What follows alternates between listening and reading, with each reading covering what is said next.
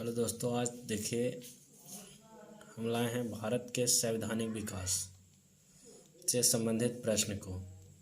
इसमें नंबर 1 जो है उस संविधान सभा का स्थायी अध्यक्ष किसे चुना गया है?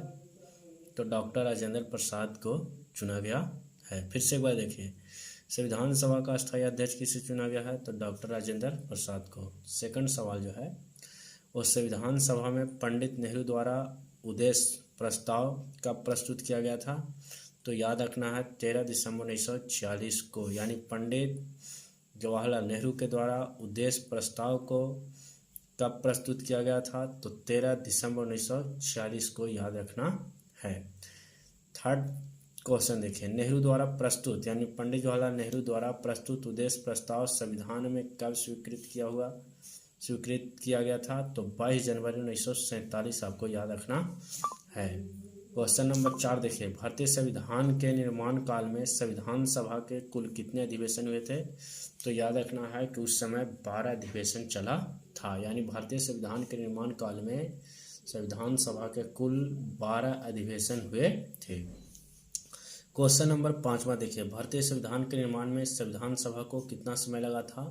तो भारतीय संविधान को बनाने में कुल 2 वर्ष 11 महीना 18 दिन लगा था, यानी आपको याद रखना है कि भारत के संविधान तैयार करने में 2 वर्ष 11 महीना 18 दिन का समय लगा था। क्वेश्चन नंबर 6 देखिए, भारतीय संविधान सभा के संवैधानिक सलाहकार कौन थे? तो आपको याद रखना है सर BN राय थे, यानी कि भारतीय संविधान के संवैधानिक सलाहकार जो थे वो सर BN राय थे। 7वां क्वेश्चन याद रखना, भारत के संविधान सभा में वर्तमान रूप में राष्ट्रीय ध्वज कब अपनाया गया था?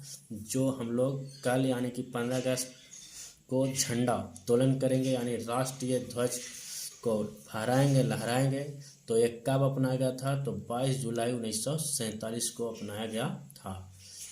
नेक्स्ट यानी 8वां सवाल, भारत के संविधान कब स्वीकार किया गया था? तो 26 नवंबर 1947 को भारत के संविधान को स्वीकार कर लिया गया था भारत के द्वारा।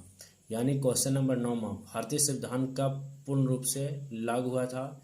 तो याद रखना है कि इंडियन कॉन्स्टिट्यूशन पूर्ण रूप से लागू हुआ था 26 नवंबर 1950 को।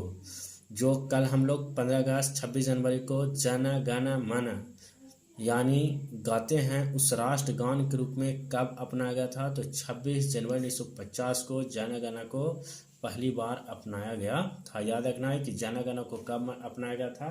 तो 26 जनवरी 1950 को भारत के द्वारा अपनाया गया था।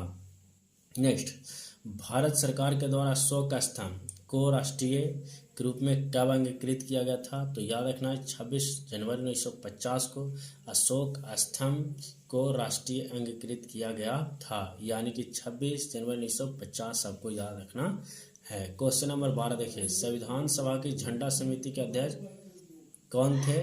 तो डॉक्टर राजेंद्र प्रसाद याद रखना है। संविधान सभा के झंडा समिति के अध्यक्ष कौन थे? तो डॉक्टर राजेंद्र प्रसाद हम लोग को याद रखने की आवश्यकता है। नोट में देखिए, 9 दिसंबर 1946 को संविधान सभा की प्रथम बैठक हुआ था। कोई पूछेगा संविधान सभा की प्रथम बैठक कब हुआ था? तो 9 दिसंबर 1946 में संविधान सभा की प्रथम बैठक हुआ, जिसमें डॉक्टर सच्चिदानंद सिन्हा को अस्थायी अध्यक्ष तथा 11 दिसंबर 1946 को डॉक्टर राजेंद्र प्रसाद को अस्थायी अध्यक्ष के रूप में चुना गया। संविधान निर्माण का प्रारंभ 13 दिसंबर 1946 को पंडित नेहरू द्वारा प्रस्तुत किया गया, उससे उद्देश्य प्रस्ताव हुआ और जिसे 22 जनवरी 1947 को सर्वसम्मति से भारत में स्वीकार कर लिया गया। तो आप लोग को इतना याद रखना है। इसके बाद देखिए, 26 नवंबर 1947 को भारतीय संविधान अंगीकृत किया गया, जबकि 26 जनवरी 1950 को इसे पूर्णतः लागू कर दिया, यानी अंगीकृत सिर्फ माना गया था।